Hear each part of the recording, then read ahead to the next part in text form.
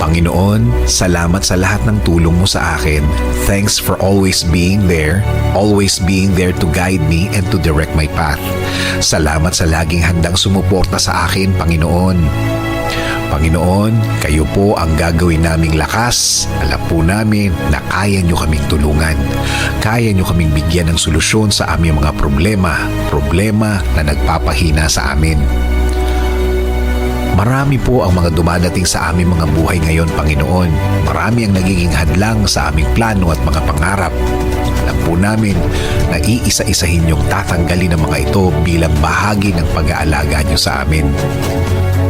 Panginoon, alam po namin na hindi na magtatagal ang mga nagpapahirap sa aming problema. We know these are just trials that will make us stronger as a believer. Hindi rin kami makikinig sa mundo na wala ng pag-asa ang aming kinalalagyan. Alam po namin na kayo ang pag-asa namin. Sa inyo kami kakapit at laging lalapit.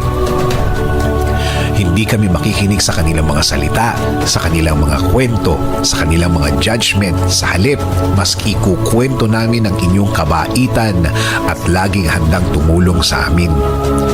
Sasabihin din namin sa kanila, Panginoon, na hindi lang ngayon nyo kami tinulungan, kundi matagal na natulungan nyo na kami dati at alam namin na tutulungan nyo rin kami ulit, Lord.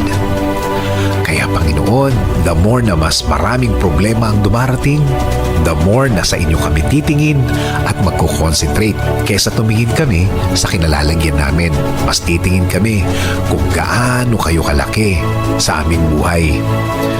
Alam namin, Lord, na ang mga araw na darating ay magiging iba. Ang mga araw na darating ay babago ng sitwasyon. Dahil alam namin, Panginoon, na uumpisahan niyo na ang pagtulong sa amin.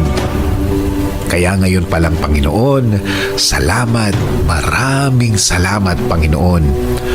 Lord, ikaw na ang bahala sa aking pamilya. Lagi niyo po silang alagaan at protektahan. Ikaw na rin ang bahala sa aming bayan, Lord. Tuluyan niyo rin pong i-bless at pagalingin ngayon at sa mga darating na araw. This is our prayer in Jesus' name. Amen.